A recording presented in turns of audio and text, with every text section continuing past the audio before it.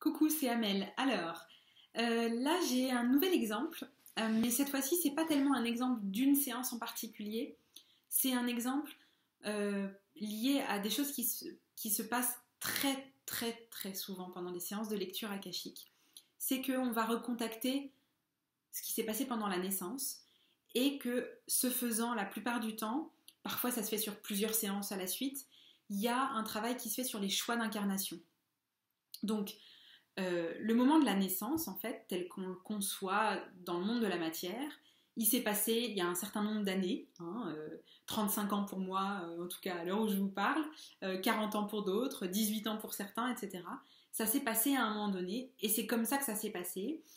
Et en fonction de ce qui s'est déroulé, en agréable ou en désagréable, il y a des répercussions dont on n'est pas conscient la plupart du temps. Et en fait, ce que le monde de l'âme nous apporte quand on travaille sur la naissance, c'est que le moment de la naissance, il est hyper crucial parce que c'est le moment où en fait, tout le moment de la grossesse de la maman est hyper important, donc le moment où on est fœtus, etc. Parce que c'est le moment où l'âme arrive dans le monde physique. Et l'enjeu de ce moment-là, c'est comment ce passage-là du monde immatériel, du monde subtil, du monde énergétique, du monde vibratoire, va se matérialiser et va arriver dans la matière et dans un corps de chair. Et bien souvent, alors il y a des années encore, on imaginait que les bébés, ils n'avaient pas d'émotion et ils sentaient rien quand on leur faisait des piqûres. Bon, en vrai, c'est pas vrai, maintenant on le sait. Françoise Dolto a travaillé énormément sur le fait que les enfants, les bébés avaient des émotions aussi et qui comprenaient instinctivement, intuitivement des choses que parfois on leur expliquait pas parce qu'on pensait qu'ils comprenaient pas. Là, on va encore un cran plus loin, c'est que on considère que non seulement un bébé a des émotions, a des sensations physiques quand il est bébé, mais c'est une âme qui est en train de s'incarner.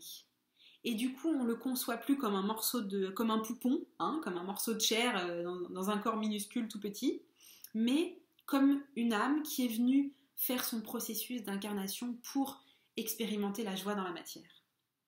Et qui est venue avec ses bagages, qui est venue avec ses difficultés, qui est venue avec ses élans, qui est venue avec ses projets, qui est venue avec ses choix, et qui va arriver dans une famille qu'elle a choisie, que la famille a été bien évidemment d'accord pour accueillir cet enfant-là, mais il va falloir qu'à un moment donné, les deux se mettent d'accord et apprennent à vivre ensemble, parce que le rôle des parents, il est d'apprendre à cette âme à vivre sur Terre on mange, sur Terre on marche, sur Terre tout un tas de trucs, mais aussi de l'aider à rester connectée à qui elle est, dans sa nature essentielle. Et souvent, l'âme qui est en train d'arriver a aussi des rappels d'informations et de messages pour les parents, pour qu'ils continuent eux-mêmes leur processus évolutif. Et donc, le moment de la naissance, il est fondamental à aller revisiter quand on travaille sur vraiment être qui on est profondément à partir de son âme, à partir de sa véritable nature, de son essence source, peu importe comment tu l'appelles. Parce que, en revivant ce moment-là, on va se libérer de difficultés qui ont eu lieu, de choses qui ont été difficiles à vivre à ce moment-là, pour apaiser ce moment-là de l'incarnation. Apaiser ce moment-là de l'incarnation, c'est hyper important parce que ça apaise notre rapport à la matière, notre rapport à notre corps, notre rapport à l'action, notre rapport à l'interaction aux autres à travers notre corps physique en fait. Et donc c'est très souvent que j'emmène les gens revivre leur naissance, soit c'est moi qui ai des informations, soit carrément j'emmène les gens en voyage et je leur permets de revivre eux-mêmes leur naissance.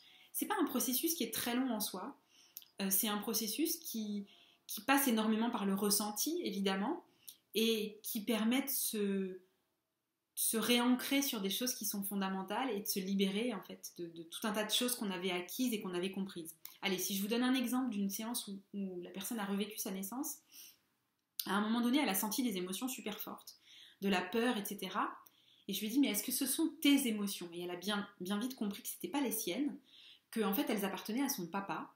Ça, c'est elle qui a vraiment réussi à le sentir dans son voyage.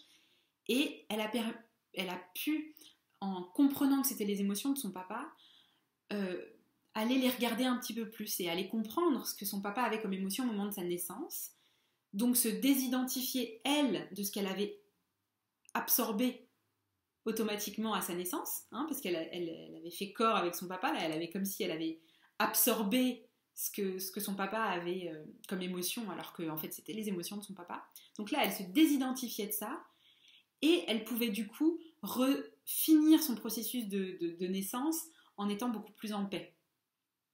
Voilà. Et puis, c'était très chouette parce qu'elle s'est vue ensuite à la fin de ce processus-là, quelques années plus tard, avec ses parents qui étaient eux aussi en paix, le papa qui avait plus ces peurs-là, et puis elle s'est vue, elle, petit bébé, tout à fait joyeux, joyeux poupon, bien en chair et bien heureux. Voilà.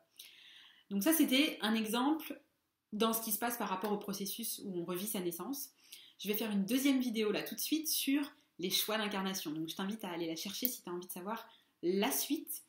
À bientôt!